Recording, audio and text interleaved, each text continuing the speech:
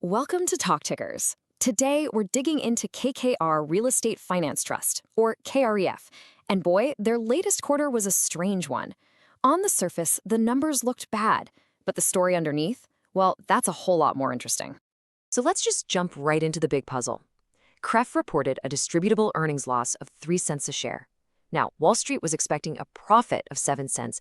That's a big miss. And yet, the stock rallied almost 4.5%. How does that happen? A bad miss, a good day for the stock? That's what we're here to figure out.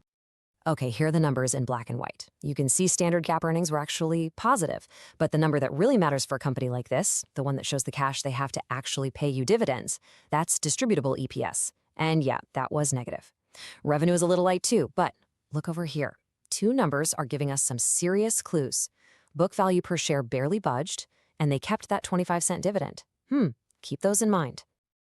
All right, so to solve this puzzle, we have to figure out why they missed. We've got to peel back the layers and find out what dragged those earnings into the red.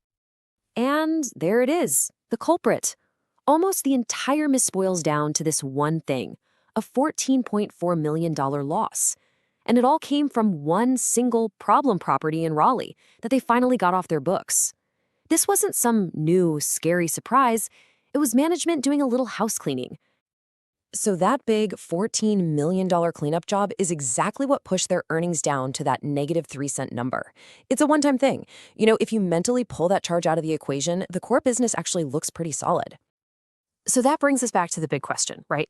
If the headline number was so bad, what did the professional investors see that made them hit the buy button instead of the sell button? And you know what? The answer is actually pretty simple. The market wasn't focused on the one problem asset they got rid of. It was looking at the bigger picture, the strength and stability of the entire company. And this is Exhibit A. Their book value per share, basically what the company's assets are worth, came in at $13.78. That's a drop of less than 0.5% from last quarter. In this crazy commercial real estate market where everyone is terrified that property values are falling off a cliff, holding that steady is a massive signal of strength. It told investors, hey, that Raleigh thing was a one-off. The rest of our portfolio is rock solid. So, what's management's game plan now? Well, it really feels like they're sending a clear signal. After hunkering down and playing defense for a while, it looks like they're finally ready to get back on offense. And their playbook seems to have three main parts. Step 1, keep cleaning things up. Get rid of any remaining risk.